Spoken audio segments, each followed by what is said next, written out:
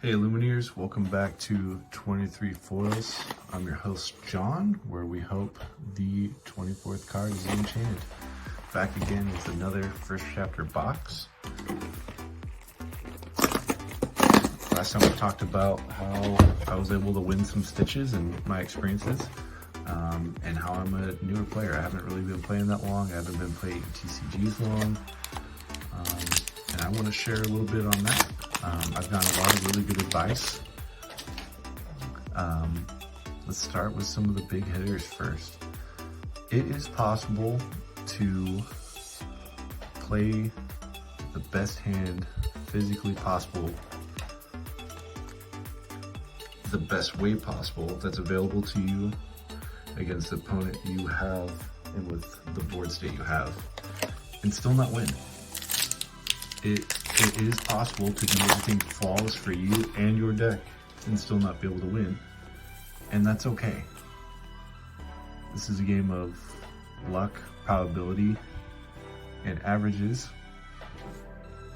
and so you're not going to win them all, but you always get better. You always figure out better play lines. You figure out how to adjust against them and win the better overall percents.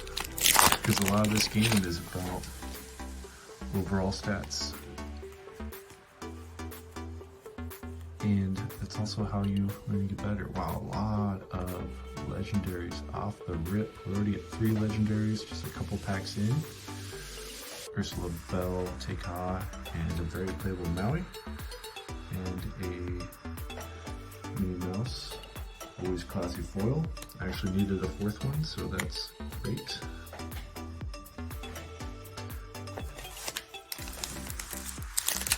I also love playing in person for this reason. You don't really get on Pixelborn, but it's great to play and lose and talk to your opponent like, hey, what did you see that was misplays on my end? How do you feel I could have played that better?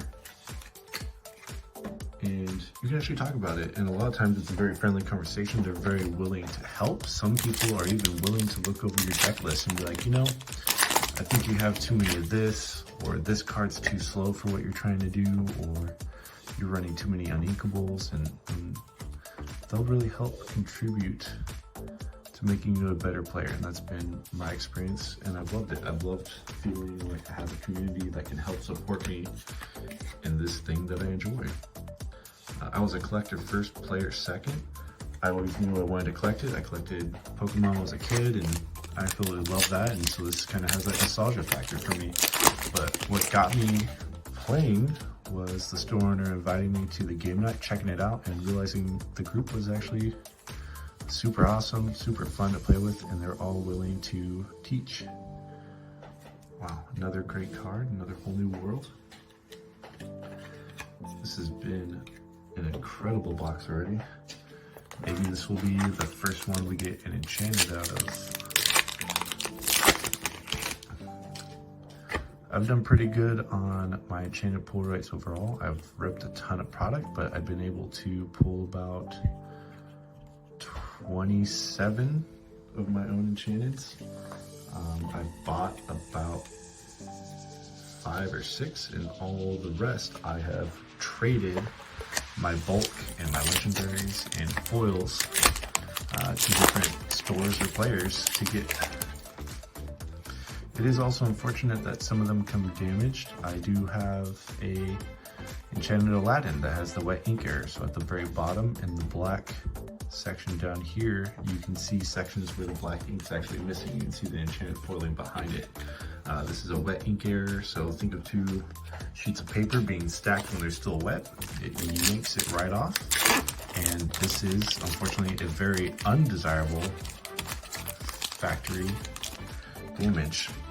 So I actually went through the process of reporting it to Ravensburger through quality control and see if they do anything for me. At the time, people thought they would send a replacement enchanted, but what they actually did was responded to me 3 months later and said, hey, we don't replace product, but we will send you a first chapter pack, because that is where that card is from. And because it took you so long to respond to you, we're gonna send you 2 additional packs. And I was like, okay, well, I kind of expected nothing to happen, so this is a lot better. I have not opened those packs yet, so who knows, maybe there is an enchanted replacement in there, but the only unfortunate thing is I read a Reddit post with someone having a similar experience, and they got sent 5 packs. So, a little unfortunate that there was so much room for them to decide how to resolve it. I wouldn't have minded if everyone got the same amount of packs, but it feels kind of lousy to not get the same treatment for the same error. Anyway, also one of the other things we want to talk about these boxes. One of my first videos I talked about the rates at which you find legendaries and all of their cards and averages. A lesser known fact is that the occurrence of certain cards is way less rare than the other versions. So for example, Gantu and Sisu from second set, you'll see those about twice as often as you will any of the others. And some of them have hidden extra rarity, like Rapunzel gifted with healing. I think I just pulled another one today. No, we did not. Is way more rare than the rest of legendaries. As well as in the most recent set, I've discovered that I believe it is the letter C variant. Ooh, grab your swords. Oh, and a healing glow. What an incredible pack. This box is off the charts right now with value. The letter C, Dalmatian, I opened probably already 18 boxes of the third set, and I barely got a playset of that puppy, which is insane. I would be prepared. This box is really taking care of me. It has an enchanted too, this is gonna be insane. But anyway, back to tips about playing. No matter the circumstances, don't overthink it. You can only do what you can do. Like I said, you can make every decision perfectly and it still won't get you the win, so don't let that stress you out. Just focus on making the best plays you can when you're playing. And I was told to just focus on my game. It's such a easy and level-headed way to think about it. There's a lot of other factors, you know, trying to focus on what they have in hand, what they could be playing, what's in their death pile, or a discard rather. But just focusing on you and playing the best you can play. You can always make it simple, and that way you're less stressed, and if you're less stressed, you're gonna play better. So much of this game is determined by your mental, how you're doing. So I would always encourage people to make it a little bit friendly, turn down the stakes mentally, have a good conversation with your opponent if they're open to it. After all, I mean, we already have so much in common to be sitting down and playing this game together. Let's not let competition ruin what could be a friendship, right?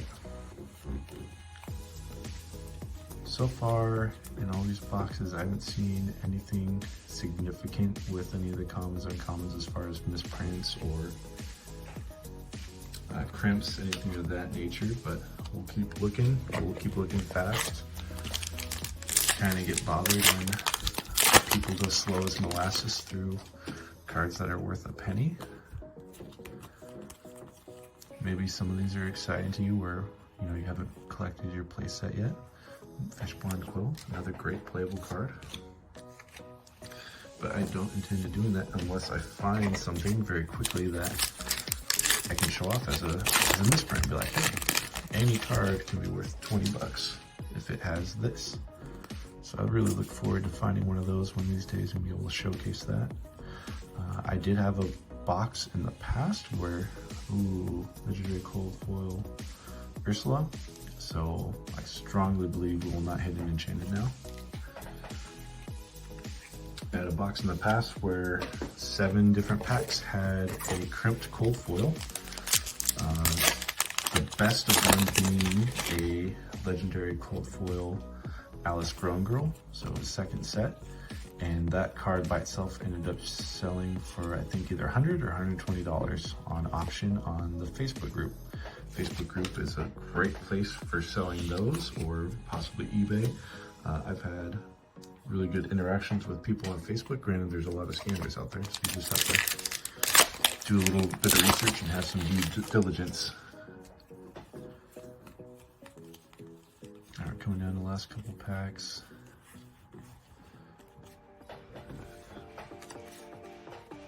And then we'll do a quick review of the big hits.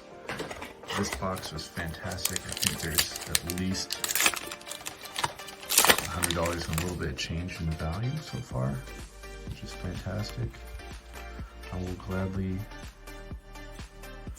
pull the slot machine for $40 at a chance at an Enchanted Elsa. It's unfortunate when it doesn't hit, but at least it doesn't sting so bad as $144 for a box with absolutely no hits. All right, last pack.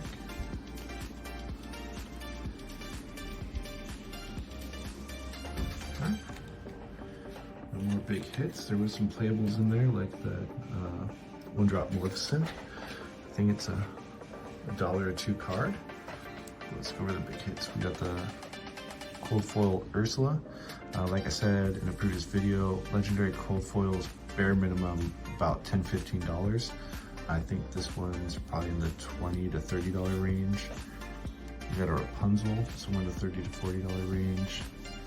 Let's see our other legendary hits. Hades, this used to see a lot more play. It doesn't quite as much right now. I think it's still somewhere around 20. Take Ha, maybe $1. Belle, seeing a lot of play in the Sapphire decks right now, along with Tamatoa to help close out games. I still don't think it's mega expensive, but it's worth the note. Good old, all three of the first chapter staple songs here. A Whole New World. Another legendary. And then the other good hits. Good old Maui, Tamatoa, and Fishbone Quill. All of those, I believe, worth over $5. So that leaves us with 6 legendary hits, which I would defer back to kind of the 5 legendary average, with the one being the cold foil. So that was kind of the hit or miss for an enchanted or a cold foil. All right, guys, thanks for tuning in.